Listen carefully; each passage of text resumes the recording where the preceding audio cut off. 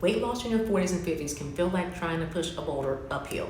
You're eating salads, cutting calories, maybe even working out more, but somehow the scale isn't budging and your belly is growing. Sound familiar? It's not your imagination. It's definitely not your lack of willpower. The truth is your hormones are shifting in perimenopause, and that changes everything about how your body stores fat, burns calories, and even craves food. In today's video, I'm going to explain why it feels so hard and, more importantly, what actually works. You're in the right place. So when estrogen starts to decline in perimenopause, your fat storage pattern changes. That's why you might notice some fat moving from your hips and thighs, suddenly collecting around your midsection. And at the same time, progesterone levels drop, which can lead to bloating, water retention, and mood swings. And to make things even more fun, cortisol, the stress hormone, tends to run higher in midlife, and high cortisol is like fertilizer for belly fat.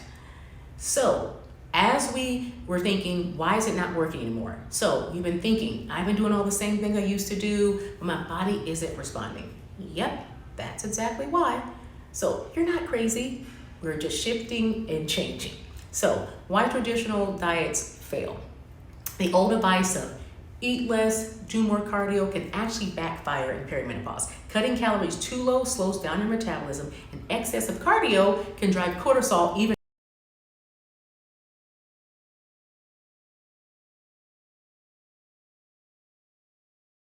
higher, making it harder to lose fat. So I know everybody thinks cardio, but cardio is not king. We have to mix in our strength training, please. But we know why someone end up in a cycle of dieting, plateauing, and then regaining their weight. It's not you, it's just the strategy. So our strategy has to shift during this time. Your body simply needs a different approach, a different strategy. So what actually is going to work? So what does work? First, focus on protein. Every meal should have at least 20 to 30 grams. Protein supports muscle mass and helps you stay satisfied, which reduces those mid-afternoon sugar cravings. Now, a lot of times, many people are under eating, so you don't exactly start at protein. Let's start with getting more balanced meals in there first. Protein is key though. Second, strength training is your best friend. Lifting weights 2 to 3 times a week boosts your metabolism, protects your bones, and gives you that toned, strong look that endless cardio never will. 3 different moves that can get started that will cover a variety in multiple joints to get you in footing for your strength training for women over 40. We're gonna start with the deadlift position. I'm using weights here, adjustable weights, these are 15 pounds. But depending on where you are, you'll be able to use whatever weight that works for you, or just body weight at this time. So position, weights very close to the thighs there. This position is you're gonna be pushing your hips back, because that's the hinge position, to get that good booty chain going there, but helpful in other things too. Deadlift position, just gonna start with 10 of those. Coming down, pushing the hips back, the weight stays close to your shins, so you're not bringing that weight out too far and putting more stress on your back. So pushing those hips back, a little bit in the knee, back up again. Next, we're gonna work on those upper back and shoulders, and can work some posture as well. So I'm gonna do like a staggered stance here, and we're gonna do a bent over row. And we're gonna do one at a time. Shoulders down and back, breathing. You're gonna pull that weight back, pause, and come down. So it'll be a different weight for everyone as far as what's gonna work for you. And maintain your good breathing there. You can also do both of these together. Perfect. Last one, that was bent over row.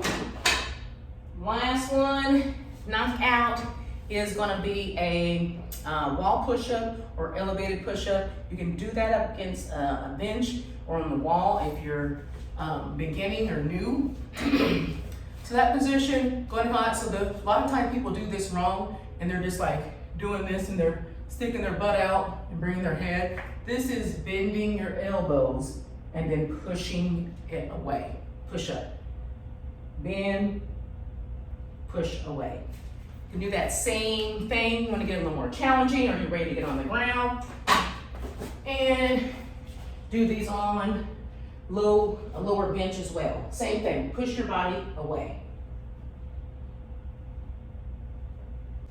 Then our third progression is going on the ground and doing those as well.